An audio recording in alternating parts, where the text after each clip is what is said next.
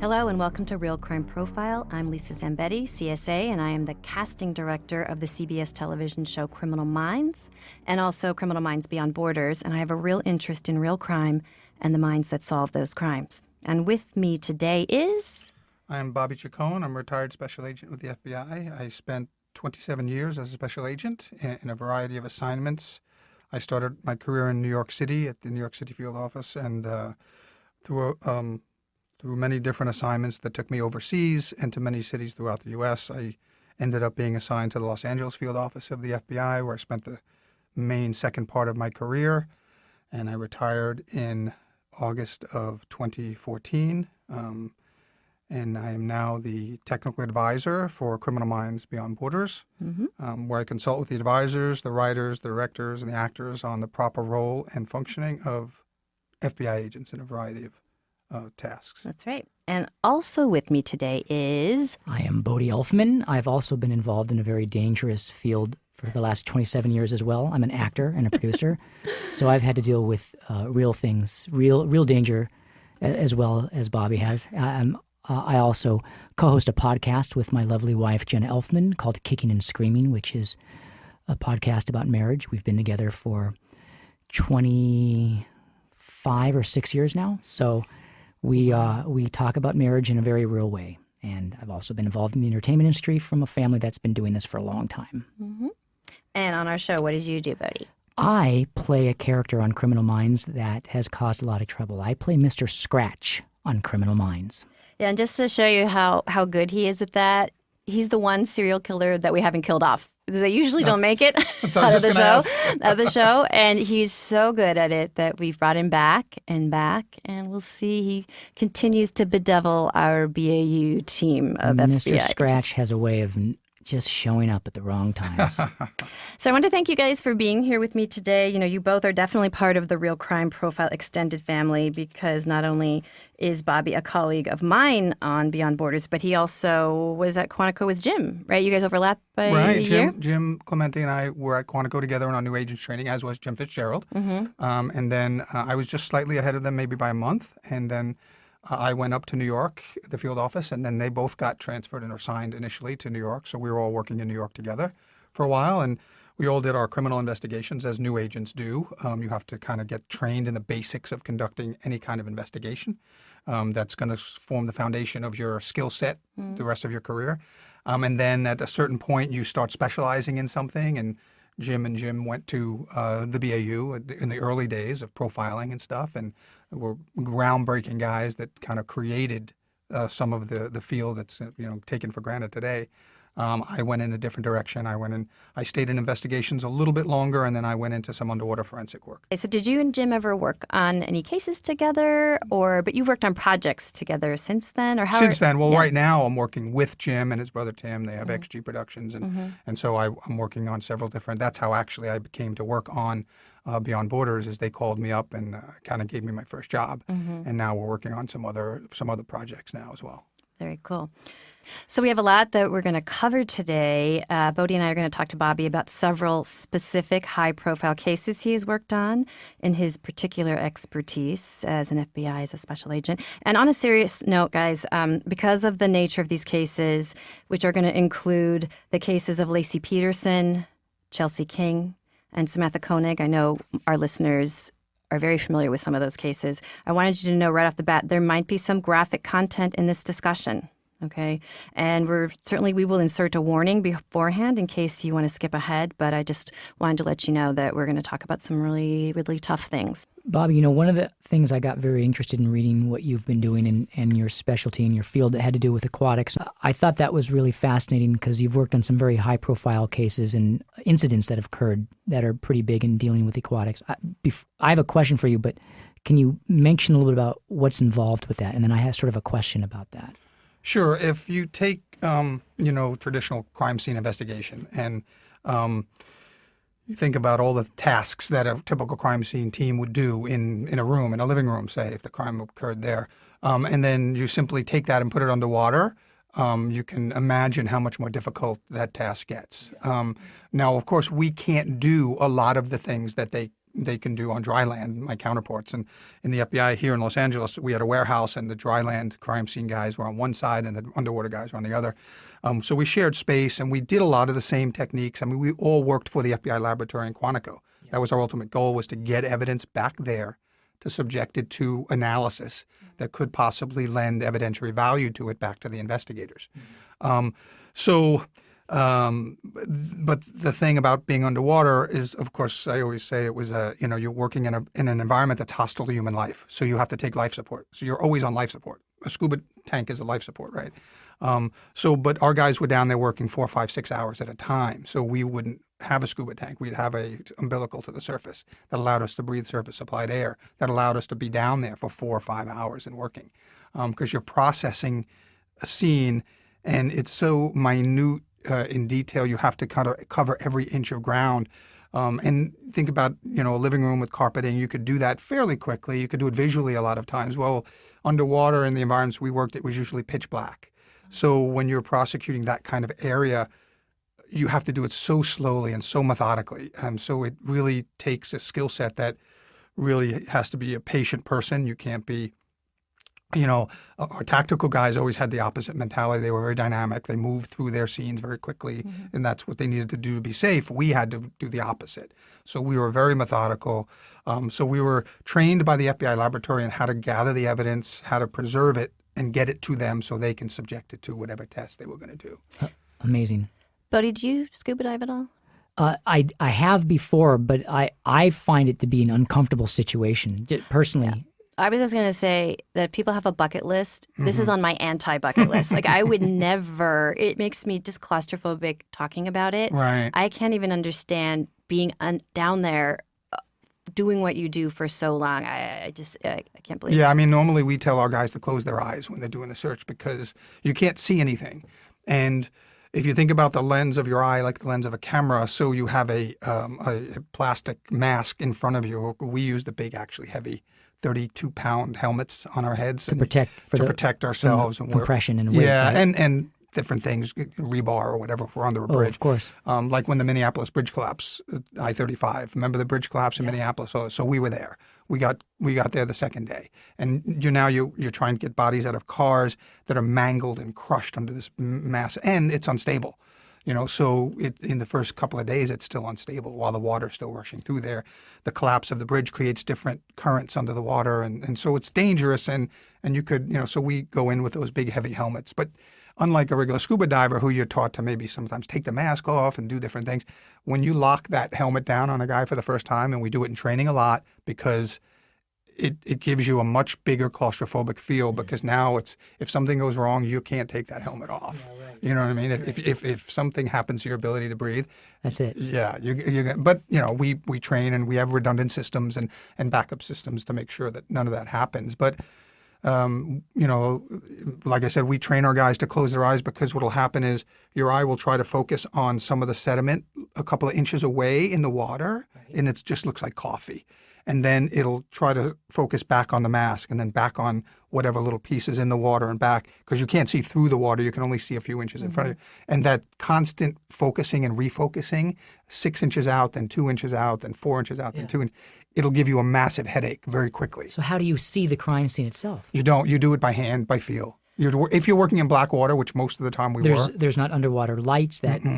The lights will typically hit the sediment in the water and backscatter on you, you can't see anything. So normally it's like, just closing your eyes in your own living room and kind of making your way around. You'll bump into a few things, but eventually you'll get used to it and stuff. And you'll probably get really sensitive to that. Yeah, your sense of feel really becomes developed. So it's just a skill set that takes time to develop. Oh my gosh, I have some questions. Can I ask some technical questions, because I'm really interested? First of all, how far down can you go in the suits? Or do they protect your body from the weight and the? Well, we, our working depth was usually 130 to 150 feet. But if we had deeper jobs, we could employ different dive systems to get down that deep. What protects your body at 130 feet? I didn't realize. Just a dry suit. I didn't realize that your body just with just a dry suit, could go that far down Oh into yeah, water. 130 feet is normally a recreational diver's limit. When you go to your local dive shop and get scuba certified, there's a 60-foot limit, and there's a 130-foot limit. If you're an advanced diver, just on scuba, you can go to 130 feet. Now, there's new technical diving things will get you deeper and stuff, but I can't go 10 feet in my pool to retrieve my kid's Frisbee without getting a headache. You know, my son has a small hole in his heart, Mm-hmm. and they told us that when they discovered it, when he was like 8 years old, said, you know, this will be fine. He can play sports, but he cannot go Scuba diving. So, and that's something, you know, we've told him. right. A PFO is not uncommon. It's a patent form in O'Valley is kind of that what you have and stuff like that. Yeah, there are certain medical things that rule people out. Sure. Eardrums sometimes get burst, different things, and if you have trouble with clearing of that, it can be difficult. Yeah. You have a job that has that has the gruesome aspect of recovering bodies, as well as evidence, but bodies. Now, I imagine if one was on dry land, that itself would be hard enough.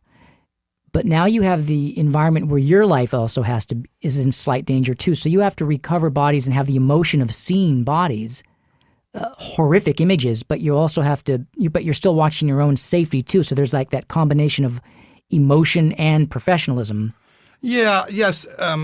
As I actually created the underwater program for the FBI back in 1999, and so until I retired, almost every diver that came into the program came through my training, and I would always screen them, and one of the things I would ask is if they had children, and I had to warn them that this is an activity where you will be involved in recovering children that have been the victims of predators and things, because sometimes or all too often these guys think that if they deposit a body in the water, it's going to be gone forever.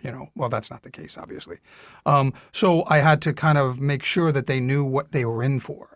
Beyond that, the way we structured our dive procedures was one or two divers in the water always, with a safety diver dressed out on top. And then we have 6, 8, 10 guys supporting them. So the last thing the diver ever had to worry about was his own safety.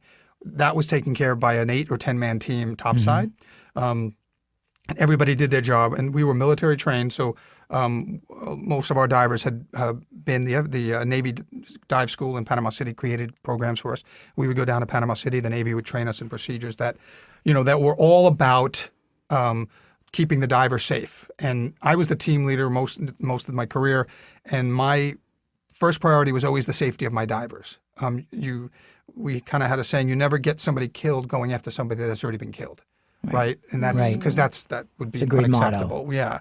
So we did everything to take the weight off the diver, so to speak, so he could do his job. And so my job as the dive 2 supervisor on scene was to use that diver as a tool. So I gave him clear and concise direction, and all he had to do was follow my directions. Are you transmitting through radio or? Yes, they had we had 2-way radios always with the divers, and normally we had a camera, but the camera a lot of times wouldn't show up anything because the diver's seeing black, so you're seeing black. Right. There were times, depending on the job, where we could see stuff. Yeah. But you're in his ear. Always. And he's in my interesting. ear. Okay. Yeah, and I can hear him back and forth, and the divers can hear each other. Oh, great. Or I could isolate one from the other. Okay. If I thought one of the divers was getting overstressed, depending on what he was doing, I could shut down and the diver that I thought was okay and listen to the breathing of the diver that I thought was in stress, or I can shut his off so he couldn't hear me, and I could talk to his partner and say, hey, keep an eye on him, or get over there and help him out, whatever's happening. So we always did that. But I always tried to tell the diver, don't worry about, just listen to what I tell you to do and do it, and tune out everything else. And so we tried to limit the amount of time the divers were in that environment and doing what they were going to do. How far does a debris field go? Like when you're dealing with pretty deep water, I would imagine it doesn't move very much, but as it gets more shallow, I imagine things are consistently moving. It depends because, like we said earlier, 20 years ago yesterday, we did the TWA Flight 800 crashed off of Long Island. That was a 747 bound for Paris, 230 souls on board, crashed 11 miles out in the ocean, 125 feet deep. Crystal clear water. We could see everything. But because of the Gulf Stream off the continental shelf in the Northeast, there was wreckage from that debris had washed up over the months following from Maine to Delaware. It's moving consistently. It's moving in the currents and stuff. So, we got at the scene, we got we recovered all 230 victims. I or don't even DNA, understand how you do that or with it DNA moving. of them. Unbelievable. Yeah, well, I mean, unfortunately, when some of these plane crashes, and especially the larger plane crashes, they stay intact. Those planes stay generally intact, and if everybody's in their seats, they're generally there. And so, that was, like I said, 20 years ago yesterday, and we were diving on that for 4 months, every day for 4 months, 7 days a week, bringing people. Of course, the first month or two were HR was our human remains was our main focus, and then we started looking at more things spreading out from there. But there was a lot of bodies and a lot of children in that crash. Stepping away from that a little bit, just in other crimes, what kind of evidence do you find? A gun is tossed into the water, or what are the other kinds of evidence that you look for? As you said, you're considering it like a living room crime scene. Well, blood is not going to be there. The bullet. What are the kinds of things that you recover? Like I said, the majority of it was a body or a gun or a knife, or the evidence of the weapon. So it's either the victim or the weapon. But there were times when we were looking for a wristwatch or a computer hard drive, or different things. It depended on the case. If an investigator out there somewhere had a case where he thought some evidence, whatever that be, was in the water, then they would call us, and if it was feasible, we'd go and do a search. But that was the majority of it. And you worked on the infamous Lacey Peterson case, which had a bunch of errors from the culprit. Isn't that correct? That led to evidence being recovered. So for those of you who aren't familiar with Lacey Peterson, she, along with her unborn child, were murdered by her own husband in their Modesto, California home. That's where he did the crime, but she was not found there. No, Bobby? she was found in Richmond Bay. That's right. On the shores of Richmond Bay. Right. Do you want to talk about that Sure. a little bit? So this is the time, folks, if you don't want to hear graphic descriptions of this crime scene, this would be the time to fast forward. So we were actually called by Modesto PD, who had information that her body might have been deposited in Richmond Bay. And as it were, just a matter of chance, we were preparing to go up there and working with some of these other dive teams, San Mateo and Contra Costa County and San Francisco PD. We were going to have a big coordinated search. However, and we still did, but what happened was a storm had kicked up and broke Lacey free from her bindings that had weighted her down for 4 months. And she washed ashore. Her body was found on the shore. Now, in looking at there was a lot of decay of the body from Christmas Eve, I think it was, when she was murdered, to April when her body washed up. So there were things missing from her body. And Connor, the baby, Yes. was found about a mile down the beach. So she had already named her baby. She knew that it was going to be a boy. She was 9 months, or Yeah, 8.5 months. She could have delivered. Yes. But when they found him, he was pristine. He had just been delivered. So the ME determined that he actually was in her womb, and when she broke free from her bindings, she must have been scraped along the bottom as her body moved, and the womb must have come open, and then the baby was ejected while she was being washed up on shore. Now, this is one of the more horrible crimes that I've ever heard of. And I'm from the Bay Area, so I was, this was headline news. Sure. And it was just a heartbreaking, such a horrible thing that happened. People would ask, what did we go up to look for? Well, what Scott did was he put weights on both her wrists, both her ankles, and her neck to keep her down at the bottom. And he used clay planting pots that you can buy at Home Depot and concrete. And we found what he did was he poured the mold, the concrete in, and then he broke away the clay. So all the clay was found in his storage unit, as was the concrete mix and stuff. So that connects him. That helps the case against Right. him because it connects him, yeah. When we actually went up, we were actually looking for her hands, her feet, and her head, because those were not with her body when it washed up. It's almost unworldly. I don't know. That's what I mean. I don't know how you guys do this. We It's put just- we put that aspect of it. We necessarily have to put that aspect of it out of our heads, and this is one of the things that I would have to school my younger divers on when we would go away, because oftentimes, like you said, these cases can be very publicized. Even the ones that I can tell you that you wouldn't know the names of them in the local communities when we went into Toledo, Ohio, or someplace like that.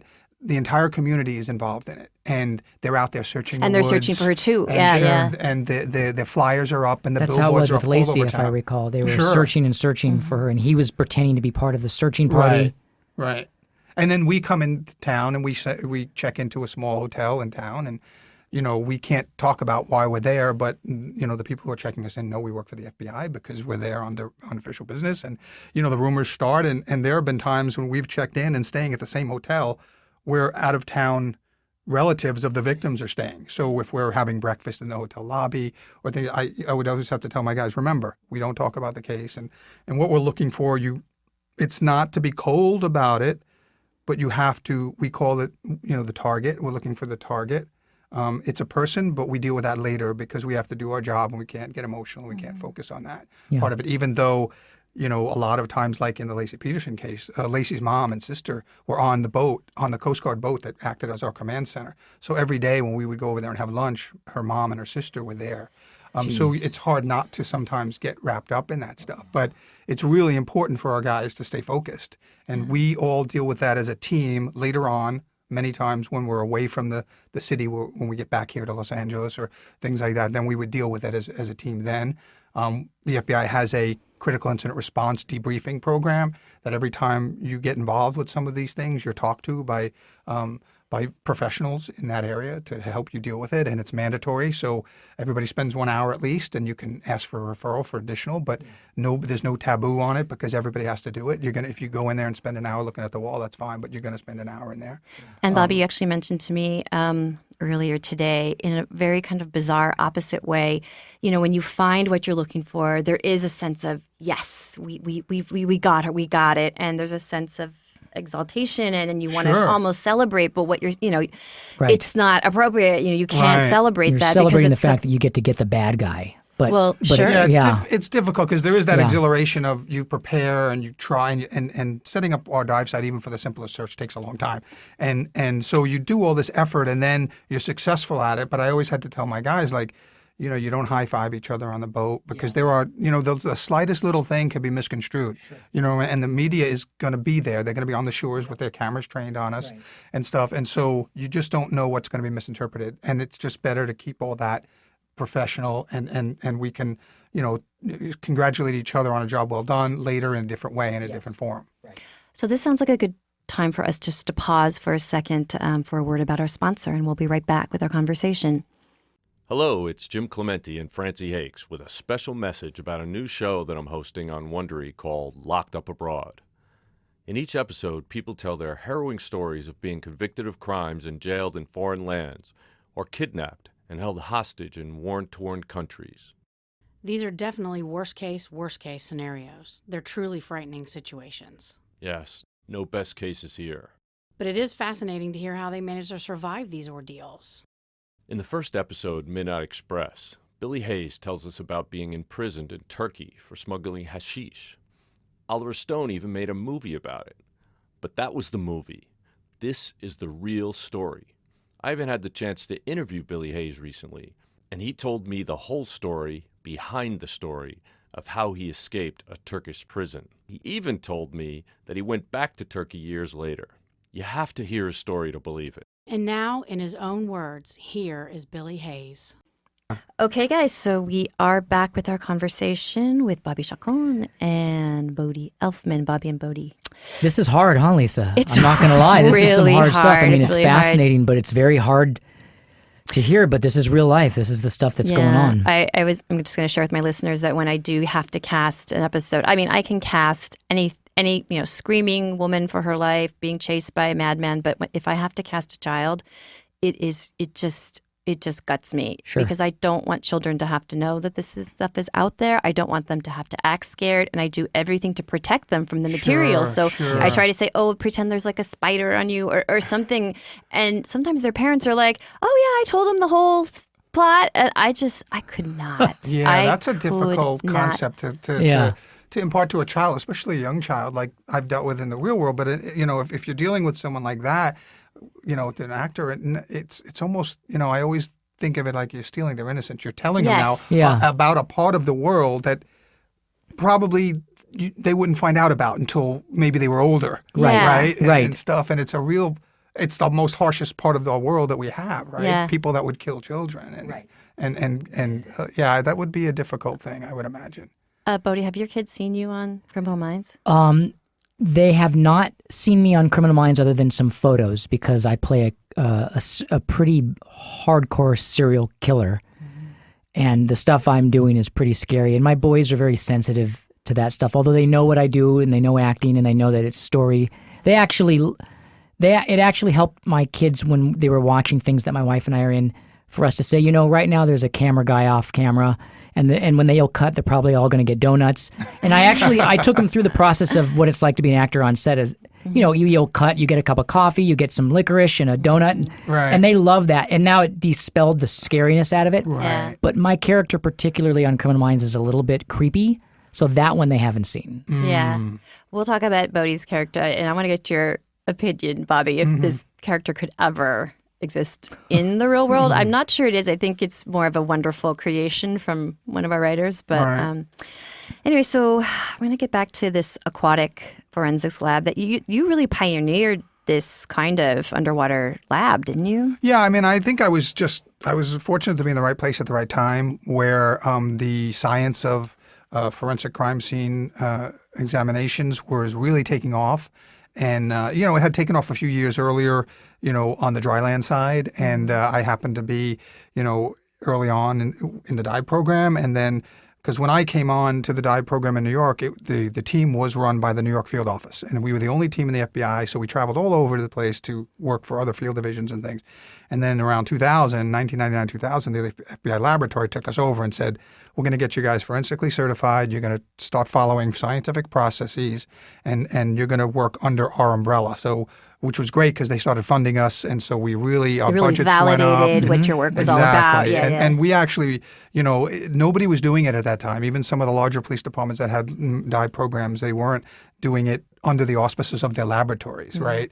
Some of them were more tactical. Everybody wants to be a Navy SEAL type of Right. thing, So we really were the first ones to and then we went to the U.S. Navy and we said, we need, who doesn't do evidence recovery, but they do the diving stuff. So we said, teach us how to keep our guys safe under the water.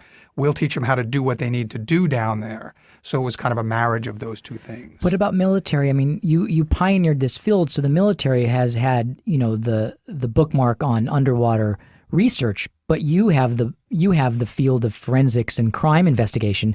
Have they come to you for any type of cases where planes down or things like that? Well, they've come to us for some training in some evidence collection stuff. Yeah. Absolutely. We've actually gone back and trained some of them, not in diving, but in collecting evidence underwater. And really it comes when I would go and do something like that, I would take somebody from the lab, one of our scientists from the lab, who actually does an excellent presentation on why it is you preserve the things the way you preserve them. Remember in O.J. Simpson, you had a lot of controversy about whether it should go in paper and plastic and what Right. happens to it. We have the same thing with underwater stuff. So a lot of times people are like, do you keep it in the water it was found? Do you don't dry it off? And different things like that. What is the answer, if you don't mind my asking? Well, that's what we do. We try to keep it in the water. We try never to take it out of the water. As soon as air hits it, then it starts oxidizing. Right. So we actually have our lab has a series of small ponds at Quantico where we put weapons underwater with fingerprints on them to see how long fingerprints can stay underwater. Oh, wow. Both in still water and in moving water, both in fresh water and in salt water. 'Cause Salt is all of more those corrosive, things, correct? Right. Moving water will wash the oils away Sure. quicker. So, I think the last time I had heard, I think we were up to like 8 or 9 months where a gun can be retrieved from the water and still have a fingerprint on Wow. it if it was the right conditions, right? Do you have to add any preservatives to when you're? No, Yeah. what we do is we go down with a container and we actually get the thing into the container as quick as possible with some of the dirt and some of the water that's in there because the weapon has now been, so whatever it is, the object has now been subject to that dirt and to that water. So the scientists are going to want to know what's in that because there could be some chemical reactions that take place Right. based on the makeup of both the water or the soil that it's in or whatever. So, you start getting into like, the Port of Los Angeles or the Port of Long Beach where I worked a lot of times, and you get into the bottom of those ports, and that's where your heavy metals are. So, these chemicals are really caustic and really deadly. And so we had to always be careful about doing that kind of thing in a port. Although the authorities here have started outlawing some of the paint on those ships that Right. come in. It's really caustic and really bad for people and stuff. So, I mean, it's a lot of there's a lot to think about when we're working underwater. Do you use a metal detector? I imagine like the sediment would cover up knives and guns. Oh after yeah, a while. if we're looking for a gun or a knife, yeah, we use metal detectors all the time. Unbelievable. We have to, and they go down. I mean, we've recovered guns 20 inches, 24 inches under the mud, under the bottom. Sure. You dig for a while to get there, and then then you Wow. find it, or you find a Coke can, or you find a fishing hook. Right. You spend 30 minutes digging with your knife in your hand, and then it's a Coke can or so whatever. Right. So the second case that I wanted you to talk about is the Chelsea King case, which it was a different environment that you found this victim. For those of you who don't know, this Chelsea King was a 17-year-old girl who went out jogging one day, was on a running trail, and she was murdered by a multiple sex offender. And we also came to find out that he had murdered another girl the year before, Amber Dubois, a younger child. He just targeted her and went after her. So She was a high school track athlete, and she went out for her afternoon run, 3 o'clock in the afternoon, bright sunny day, and she was running around a reservoir, the far end of which was probably a little bit uninhabited, but it was a place where people walk their dogs. it was a and go popular jogging. place. Yeah, it's She had no wasn't reason that not to remote, feel no. safe. Yeah. And he was lying in wait, and he was a predator, and he carried out his attack. This was one where, like many of them, we weren't called right away because the local teams get in there, and there's always still a little bit of, hey, this is our turf, and we've got the ability to Red do this tape and stuff. bureaucracy. Sure, but she's Yeah. a local girl. They Yeah, want and to find their right. girl. And so they did their searches and stuff, and 4, 5, 6 days go on, and this is not a big search area now, and they had found some of her clothing up this little ravine away from, so they did a search in there, and it was actually the sheriff of San Diego County at the time was a retired FBI agent, and he knew that we existed, and he called up my boss in L.A. and said, hey, can you send your team down? And so we did, and we went down there, and we got some good reception, but we were told, search the far end of the lake. And we always kind of do, we have a mindset when we go in and we look at we get briefed on the facts and we go, well, this is the high probability area. We want to look here. And, we were told that, no, don't worry about that. The area has been covered. Dogs have gone on the shore. Teams have gone in the water. Don't worry about that area. And so my guys spent 2 days looking at the far end of the lake, and they're like, boss, we got to be back there. We got to go back there and look. And so as other teams now were, there's a lot of pressure on local dive teams because normally those guys are pulled off patrol. So there's assets and they have to get back in their cars, and the chief's under pressure to put back, So they were pulling out, and so we had a little bit of leeway on where to go. And one day we kind of went back in the area where our guys wanted to go. Where and, you were told not to because it had been looked at. Right. And considered clear. right. And within hours we had found her.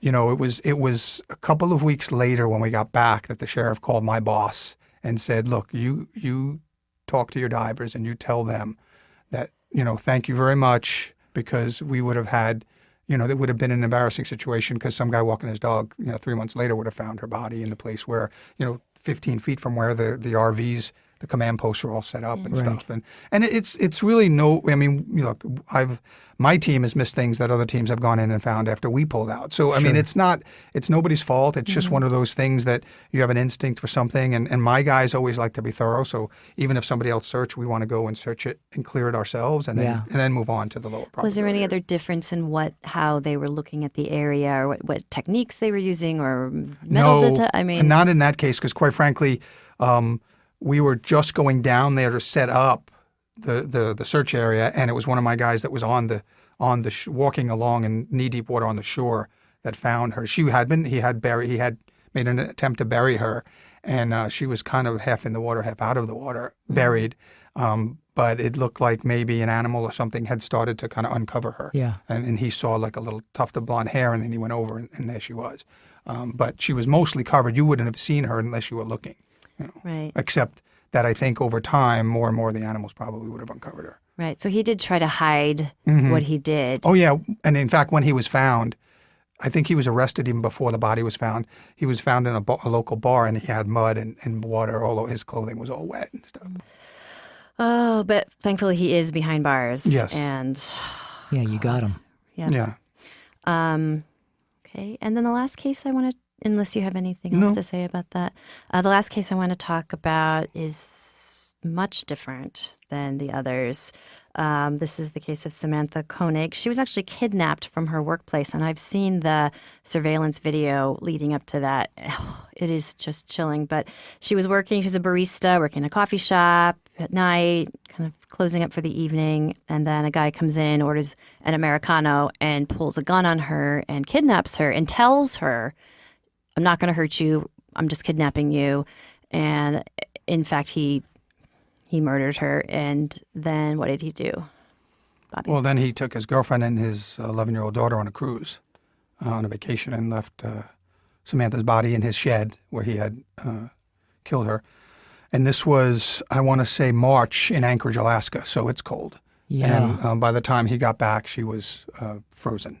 But then, and this is one of those times where the details can get a little graphic. So if you want to skip ahead, this would be the time to do it. We're going to get into some graphic details of the very important work that Bobby does. So when he came back from his cruise, and his girlfriend, who he was living with, had no idea what had happened, obviously. He went back into his shed, and he propped Samantha up, and he took some thread, and he stitched her eyes open and used a newspaper to take a picture of her to actually pretend like she was still alive so he can make a ransom demand. So the pictures, the picture of her face with her eyes open next to an Anchorage Daily News newspaper. She had been frozen. Yeah, right? but So, he thought her out a little bit. So she looked relatively, it could Right. I mean, did perceived she to be- look a lot? I mean, that. Yes, I mean, you can probably see the photos on the internet, But yeah, she looked alive. I mean, it's one of those things, and now that you'll look at her eyes and you'll go, oh yeah, she just looks like, But she looks. I mean, in the beginning, yeah. And he took that photo, and I think he texted it to her boyfriend or her father, and made a $30,000 ransom demand, which in hindsight was his undoing, because. He was a serial killer that had killed a lot of people over the years, but he had done this many times and hadn't been caught. Never caught. He had never done this before. He had never made a ransom demand or kept a connection. So he to the broke his victim. pattern. He broke his pattern. He used her ATM card, and they started tracking it through Arizona, New Mexico, and Texas. Was he traveling? He was traveling back to Texas, where he was raised on a kind of a cult compound in Texas. His two sisters were still there. One of them was getting married. He was on his way to the wedding, but he was using her card. We would put He asked for $30,000, and we had the father say we could only put $5,000 at a time, so that we would still be in contact with him.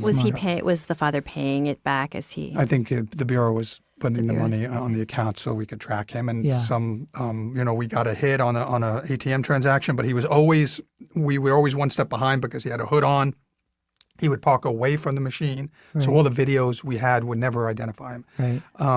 But there was a those machines kind of cut themselves off after you leave, after a certain amount, maybe 30 seconds, I don't know. Yeah. And some very astute analyst, like we have on Criminal Minds, was sitting there watching, and they watched the video right till the end, and through the picture comes a white pickup truck. And she's not sure, but she's like, there's nobody else. It's like 11 o'clock at night. Right. There were no other cars in the video. Just this car went by on the street outside the ATM. She couldn't see where it had come from or where it went. Yeah. But she kind of picked up on that and said, you know what, that might be his vehicle. Oh, wow. And so they put out an all-points bulletin on a white pickup truck in the area where her card was being... Texas, did you say this is we're in Texas now? Yeah. And the body was still in Alaska? Yes. In the shed? No, he had disposed of the body already. Okay. So some alert deputy in Texas who had read his morning report said, a white pickup truck, I'll keep an eye on it. And on his patrol, he sees a white pickup truck at a motel that is known for transient, traffic and stuff. And he just waited till they pulled out. And sure enough, within 3 blocks, he committed a traffic violation and he was pulled over. And in his possession was her ATM card. Oh, stuff. But you come into the story in... Like a day later, he's caught on Thursday, and on Friday I get a phone call because he started cooperating right away.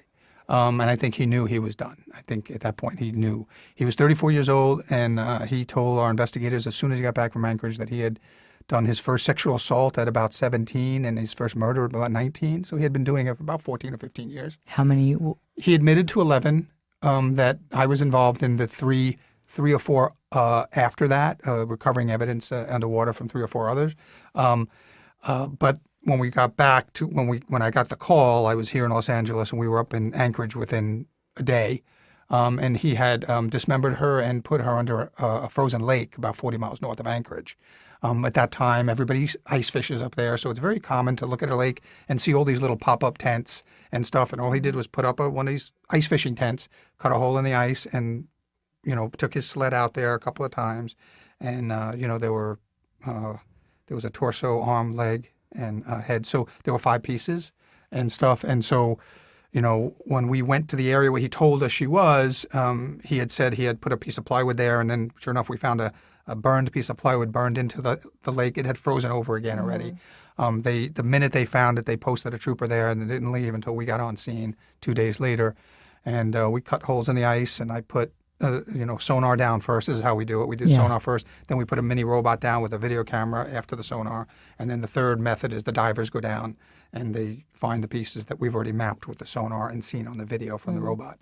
And so we recovered her and all 5 pieces of her. And then he started being debriefed. And he was giving us a couple that he had killed in Vermont, and I flew to upstate New York and worked with the New York dive team because I was still the senior guy in the program. So they said, hey, we want you to kind of go with them. So we went up there and we found the guns. We never found the bodies of those people, but we found the guns and stuff. And he had, as methodical as he was, he had buried basically a kidnap cache, tape, rope, hand zip ties, a mask, gloves, 2 years earlier in that area, knowing he would eventually make his way back there. And what he told our investigators were, as long as he kept things random to the victim, random to location, that we would never catch him. And that's how he got away with it for 14 years. And his number that he counted was 11 that he gave you. That's what he gave us. Isn't it amazing that they almost are always inaccurate? Well, to a higher or lower degree. He was giving us them piece by piece. He was playing this cat and mouse game with Right. and you can actually go on YouTube now and see his interrogations, and it's chilling how he talks about them. And as someone who plays a serial killer, you might want to do that because what happened was after number 11, he hung himself in prison, and the rest of them died with him. So we won't ever know. Yeah. I'm sorry that the rest of them died with him, but I'm happy that he's no longer on this planet. And Bobby, was that his preferred method of getting rid of his victims, is putting them in water, or what is? That's the thing. He specifically stayed away from a method. He did not do anything. He knew. He voiced this. He verbalized this, and he just changed everything all the time. Location, victim, methodology. Sometimes he strangled them. Sometimes he stabbed them. Sometimes he shot them because he did not want to leave a signature. And he was very good at it. I mean, he was smart. He was conscious about this. These people are so smart that they think this through. They're Intelligence has nothing to do with it. narcissistic that's all they can do is plan. And yet, you say he had a girlfriend. She was a nurse anesthetist. I mean, she was a smart woman. And he had an 11-year-old daughter. His actual daughter or his actual daughter. I don't know where the mother was because it was from a previous relationship. But one of the things we couldn't ever divulge was that Samantha had been dismembered because he said to the investigators, you have to play by my rules, and I don't want my daughter finding out that I dismembered her. That was his line. That was the his dividing line. Yeah. He knew she knew that he was the murderer because it was his face was on the front page of the paper and on the news, but he didn't want us to reveal that she was dismembered until, of course, then he hung himself. But you can see his interviews, his interrogations on YouTube, and it's just he talks about this like we would talk about removing a tree stump in our backyard. I mean, it's chilling how calculated he was and how he knew, and he was kicking himself for using her ATM card. He knew he shouldn't have done that. Yeah. And that's the way he had gotten away with it all those years. And he says, I made a mistake or you never would have caught me. Do you think his number is higher than he gave or lower than he gave? Higher. Yeah, much I do higher. too. I think it could be 2 to 3 times higher. Yeah, I do too. Yeah. And I don't want to watch him because, as you notice, we have not said his name on this podcast, and we will not, and we try to avoid that when we can. But I will tell you that I did watch the surveillance footage of Samantha closing up the coffee bar, and it's a 4-screen surveillance, so you can see the camera that's pointing towards the parking lot, down at her, into you can see like 4 different perspectives, and the footage I saw, it's a long time where she's just cleaning up, she's doing her normal thing, and it is so stressful to watch because I know What's coming. Yeah, it's the end. and in the there's like a pinpoint of a person. You never see the face or anything. In the distance, you see somebody walking in a hood or something, and you just know. And I just want to be screaming, like, get out! I Get out. know, It is I know. horrible. Death is Your approaching. heart. Yeah. That's right. These are the last. It's the Grim Reaper. And I she's mean, like in thinking, respect, it's the Grim Reaper. yeah, and Death she's is thinking coming. her thoughts. She's probably thinking about just her mundane little problems, and she has no idea that's coming. And to me, that is the most It's heart wrenching. that it is, and it shakes me. And up. for Samantha especially, because we get to be invested a little bit in the victims that we recover, and she had a very difficult life, and her mother and father were divorced. Her mother was a meth addict and got Samantha hooked on meth at a young age, and for a couple of years she had a really rough time of it. Her dad finally got her away from the mom, got her off drugs, got her straight, got her that job. She was working for the first time in her life. She was 19 years old, and the father thought maybe he kind of got her right on the the straight Right. and narrow again, and maybe he and then this happens. Oh man. This is heartbreaking. And so we went up there. I actually went up the day before with my team because they were still getting some gear together, and I rented the truck, and the first thing I see is the billboard. And Anchorage is a small town, so I wanted to go by the kiosk where she was abducted. And then I pulled into a fast food restaurant, and as I'm coming to the drive-through window, there's her face with the poster saying, find Samantha, we're praying for you, bring her home. And I have this picture of there's a health club with a little sign out front of it right by the kiosk where she worked. And the day I got there, I remember it said, we're waiting for you, Samantha, praying for you to come home safe. And then that was one day, literally Sunday, and we found her Monday. And Tuesday, as we were driving out of town again, it said, heaven sent to Right. Samantha. So, as us, it's almost like we feel we did that. We Yes. changed that sign. Yeah. The sign went from being hopeful to being, tragic.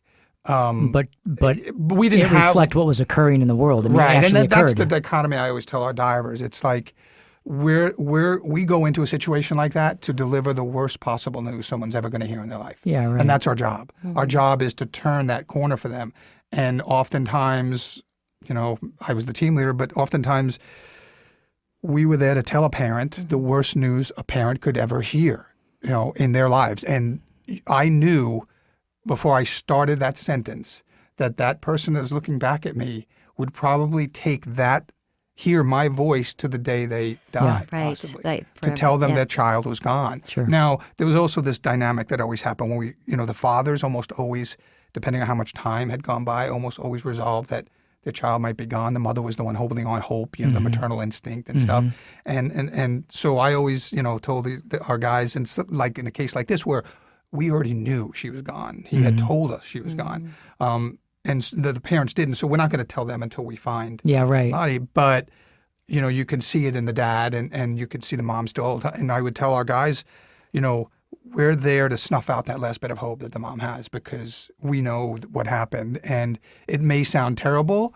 You don't want to tell a mother that ever, but what's the alternative that that she doesn't know what happened exactly. to her child? That's what I was going to say. Living in a false hope. That you do bring her home. You Right. did bring her home. And as a parent myself, the worst hell on earth would be not knowing where your child Right. is. So what you do, as hard as it is, and Laura does not like the word closure, but to a certain extent, it brings something to an end. I always look at it as, life is a journey and it's a road. And, when you lose a child like that, your life takes a different turn. And it's starting you down that turn. It's not closure, but it's starting you down that turn on that road that's going to be your journey now.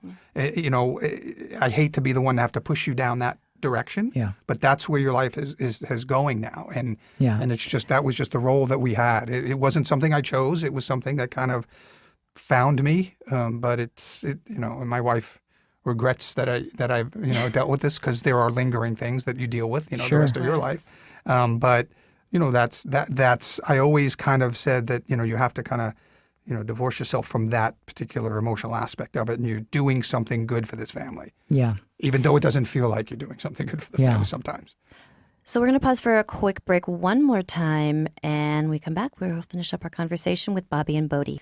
And we're back from our break. What I was thinking, Bobby, is that you're the kind of person who you must have like a strong left brain and right brain because you're a scientist, yet you have to be an athlete. You have to be so... And a lawyer.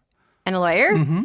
Oy. All right. Do you have a law degree? Yeah. Oh, my goodness. I mean, that takes a lot. I mean, that's two very different sides of someone, isn't it? Yeah, and it wasn't. I mean, other than just being in the field of law enforcement, because my dad was a police officer in New York City and my brother was a police officer in New York City.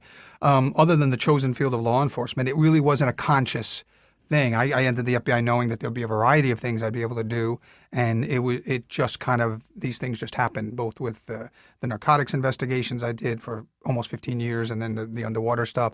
I mean, these things just kind of came up, and it was just. We didn't even talk about that before he started the whole Aquatic forensic lab. He had a whole career investigating gangland activity in New York. I mean, that's a whole. Yeah, the Jamaican posses in the late 80s, which were the heyday of the drug war. Was that really where the trouble was in that field, in that area there? Yeah, I mean, I was selected to assign to a Jamaican posse team, and so I traveled the U.S., Canada, London, England, and Jamaica itself, chasing these Jamaican drug gangs around. I did that almost 15 years. So you've looked killers right in the eye. Mm-hmm. Oh yeah, many. I had a drug hitman one time who did.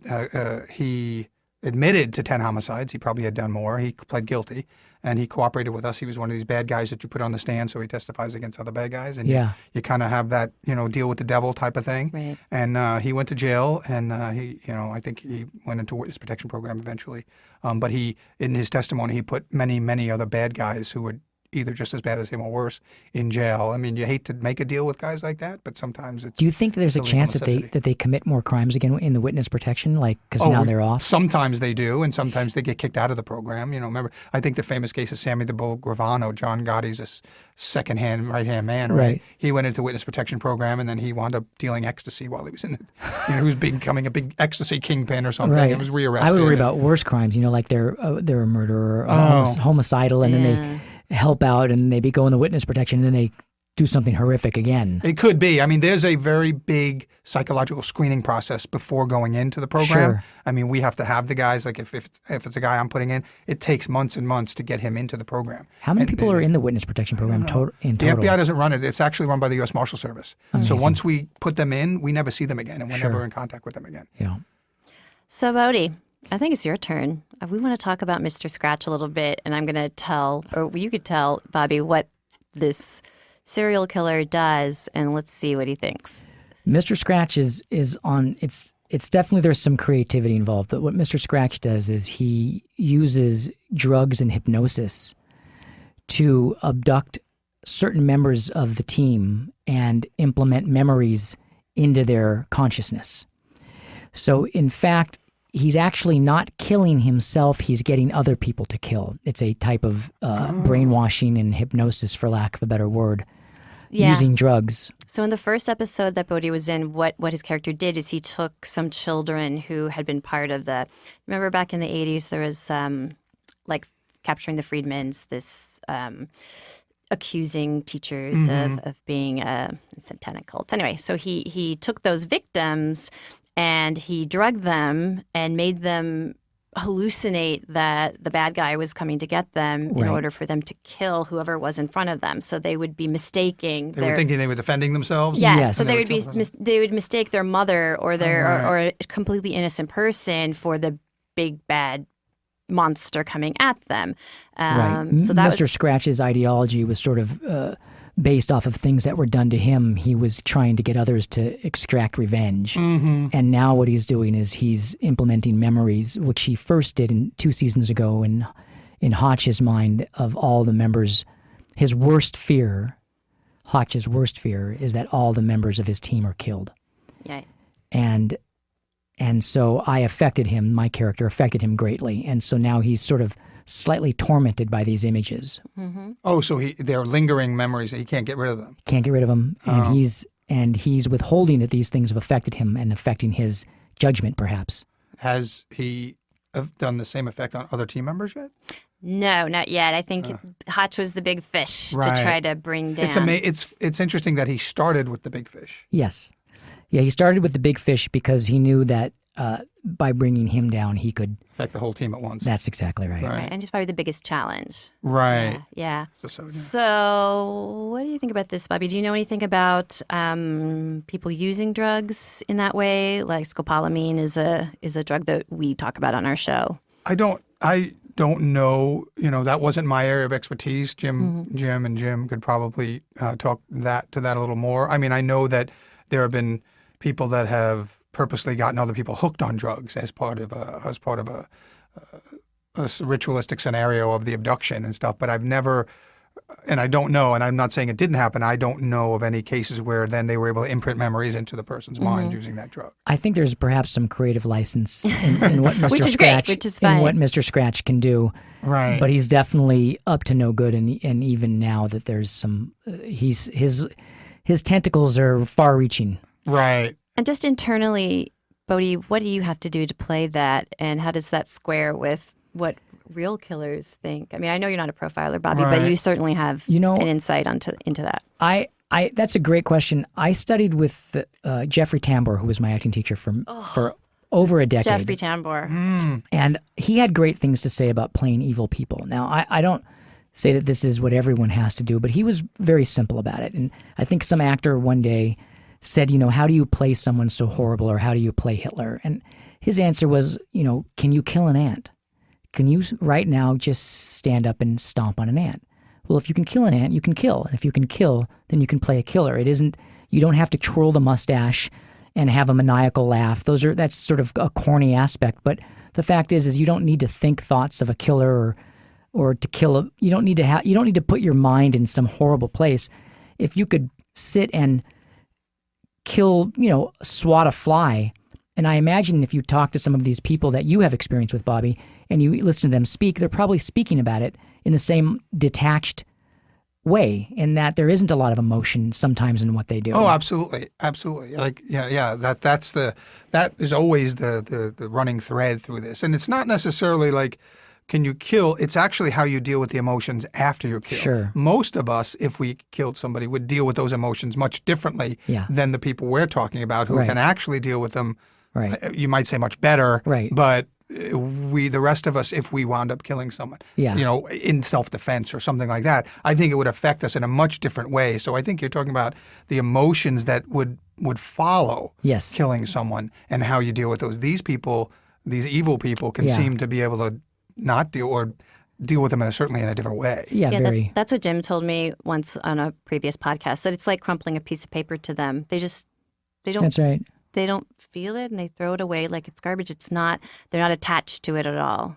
Yeah, I think so, and I think that I've actually come across that with some of the people that I've dealt with, and I know that from my critical incident stress debriefings that was early on a cause of rage in myself, in that I had this internal rage towards these people. That's a proper to say, emotion. how can you treat this child as a piece of trash? And that's what was always in my head. Like, you just took this person and just threw them away like they were, like you said, like a discarded coffee cup. Yeah. And it can fill you with rage, and you have to know how to deal with that kind of rage inside you when you're dealing with these people. And that's what I've always kind of made sure my divers were aware of, and I always kind of monitored the guys to see if especially the new guys in the beginning, when they get exposed to something like that, how they're dealing with it. Because it's like the ultimate stressor. Are they going to dive into a bottle of whiskey, or are they going to start taking up skydiving, different, however else, right? How you deal with it. Yeah. Oh my gosh. Yeah, Mr. Scratch is doing things that are so extraordinary. I, Bodhi Elfman, don't need to live in those worlds. Like Jeff Goldblum said recently, acting is just pretending. Just be a very good pretender, and I'm just pretending. I don't need to go there. That's why I was a terrible actor. When I was acting, oh my God, I would just angst myself out. I was talking to Bodhi about this. I would just tear my hair out and then get terrible stage fright and then fall apart. Sure. But I understand. And Bodhi has got such a great look. You have a look that I think really landed you the role, because Bodhi auditioned for the role, Yeah. and he. I look like a serial killer. No, I don't mean your look. I just meant the look that you gave the camera, this sort of twinkle in your eye. Yeah. And at the end of your first episode, you do the same thing. It's like I have a so chilling. mischievousness to me that you can place in very bad arenas or very benign arenas, but it's still it's a That's mischievousness. good. Yeah. Well, it's a varied look, right? Right. It can do different things. Yes. Well, guys, this has been freaking awesome. And before we sign off, what we always do on our show is we give recommendations. And so I'll start off. There's a new show on HBO that I want to recommend. It's called The Night Of. I've only watched one episode, and I'm just completely captivated by it. It's about a young Pakistani American man who has just a horrible night that gets him in a lot of trouble. And the episode is just edge of your seat. It's really interesting storytelling. It's shot in a very creative way, and it's got the whole cast is a bunch of great New York. They are just New York fantastic actors, and John Turturro also stars with it. And the lead is Riz Ahmad, who plays the Pakistani kid, and he's just, his eyes are like spectacular. You just lose yourself in them. Yes. So I recommend that. I think it's the second episode is on tonight on HBO, and I will be tuning in. So guys, if you watch it, as always, you can email me and let me know what you think. Bodhi, you got something? Lisa, can I cheat in and recommend my wife's show, Imaginary Mary, which hasn't yet come out on ABC? Of My course. wife's show, Imaginary Mary, will be out in the beginning of the year, and that'll be a new show on ABC. And What's it my about? wife. It's about a young lady that has an imaginary childhood friend come back to her life to make life hell. And the voice is the imaginary character. There's a CGI character. It's the first time primetime TV is going to have a real actor with a CGI character, and the CGI character is voiced by Rachel Dratch. So it stars my wife, Jen Elfman, and Rachel Dratch is the CGI character who's making everything in my wife's life very hard, especially her love life. Fantastic. And Bobby. I have a friend. I'm at the point in my retired career where many of my friends are now leveraging their experience that they had in the FBI. I will be soon, hopefully, writing a book. And a friend of mine, Chris Voss, has written a book. He was one of the first FBI hostage negotiators, and he went around the world negotiating in different situations and with the worst people you can think of. And so his expertise, he has applied his expertise in negotiating to a book called Never Split the Difference. Negotiating as if your life depended on it. And he takes a very different approach to negotiating. And this could be in business negotiations, personal negotiations, and we're all negotiating at some point in marriage and with kids or with And I think that Chris has a very unique perspective on it. He was very successful at negotiating, and I think he actually flips what most people think about how to successfully negotiate. He kind of flips that and says, no, the thinking is all wrong, that you should look at it this way. And so Chris's book, Never Split the Difference, is something I would recommend. How you described his philosophy, which I'll save to people to read the book, I was blown away by. I couldn't agree with it more. But I'll let people find that themselves. It's a simple concept, but it's one that people have not thought of, because you've always been taught it one specific way. It was very fascinating. I can't wait to read that myself. Oh, good. Thanks. Well, I'm glad I negotiated both of you to join me here today. As our listeners know, Jim Clementi and Laura Richards are on assignment. They're working on a really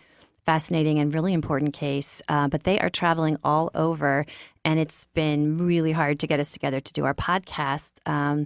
So Jim recommended Bobby come in, and I don't know how. I just thought of Bodhi, and I emailed him, and he said yes, which is completely crazy. So mom and dad are out of town and left the kid with the keys to the car. While the cat's away, the mice were playing. That's right. So I miss them so much, and I can't wait to get the band back together. But this is going to have to do for now, and I'm going to have more guests and keep the car rolling. So thank you for joining us for Real Crime Profile, and we'll catch you later. So if you like our show and you want to help us out, there are a couple things you can do. First, you can go over to iTunes and leave us a positive 5-star review. You can also like our Facebook page and join in on some great questions, comments, and conversations. We always love to hear from you there. You can follow us on Twitter. You can check out our sponsors. And most importantly, you can share us with friends, family, and anyone you know who's interested in real crime and the minds that solve those crimes. Thanks for listening. For advice or support if you're experiencing stalking in the UK, you can contact Paladin National Stalking Advocacy Service on 0207 840 8960 or go on the website www.paladinservice.co.uk. If you're experiencing domestic violence, call the National Domestic Violence Helpline free phone 0800 2000 247. In the US, if you're experiencing domestic abuse and need advice, shelter, safety or counselling, call the Genesis 24-hour hotline 214-946-4357 or go on the website www.genesisshelter.org, or you can call the National Domestic Violence Hotline on 800 799 7233. Real Crime Profile is produced and edited by Paul Francis Sullivan, engineered by Jacob Moose Molin. Music is composed and performed by Simba Sumba. Logo art by Rob Cohen. Real Crime Profile is produced and recorded at Empire Studios LA by XG Productions. Real Crime Profile is distributed by Wondery.